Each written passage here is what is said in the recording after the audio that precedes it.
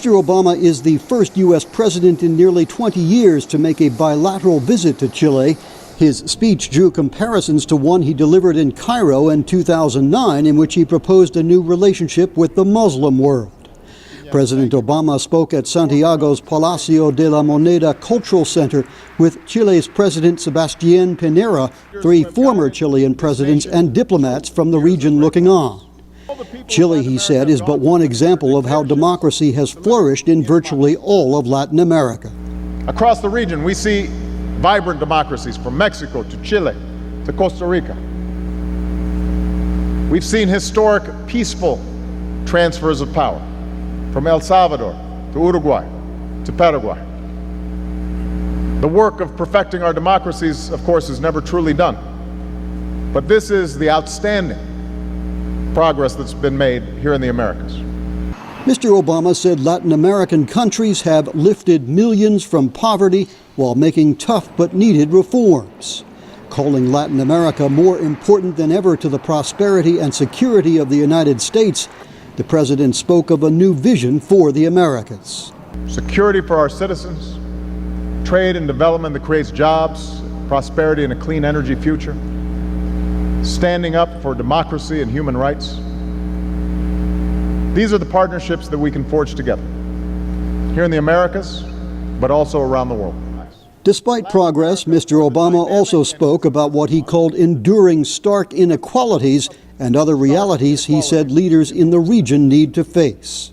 In political and economic power that is too often concentrated in the hands of the few instead of serving the many. In the corruption that too often still stifles economic growth and development, innovation and entrepreneurship. And in some leaders who cling to bankrupt ideologies to justify their own power. Mr. Obama detailed joint efforts to combat illegal drug traffickers and criminal gangs, a subject that will be a focus of his next stop, El Salvador. He said he is determined to achieve comprehensive reform of a broken U.S. immigration system.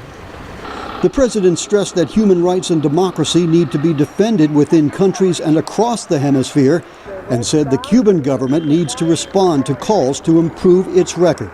Going forward, we'll continue to seek ways to increase the independence of the Cuban people, who I believe are entitled to the same freedom and liberty as everyone else in this hemisphere. I will make this effort to try to break out of this history that's now lasted for longer than I've been alive. But Cuban authorities must take some meaningful actions to respect the basic rights of their own people.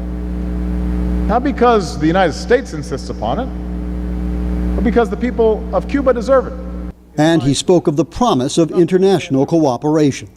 When countries across Latin America come together and focus on a common goal, when the United States and others in the world do our part, there's nothing we can't accomplish together.